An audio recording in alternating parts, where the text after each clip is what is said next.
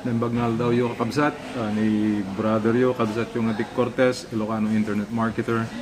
Yeah, mga naala tayo ba si Timakan dito Sharkies. Ngam, adalang ko matibagak, amuyo, dati negosyo nga raramidin tayo. It's an international business and dati global expansion tayo. So, gidi kakabsat tayo, relatives tayo, kapamilya tayo nga at the overseas, like America, Canada, Nagdidadjay Saudi Arabia, Kuwait, Bahrain. Mabalinday ito yung negosyo, basta dati TIN number yo, address di Pilipinas, can birth dates. We're putting people, i-strategize tayo, tapno kastakit, makapagtitinulong tayo, tapno kumita tayo.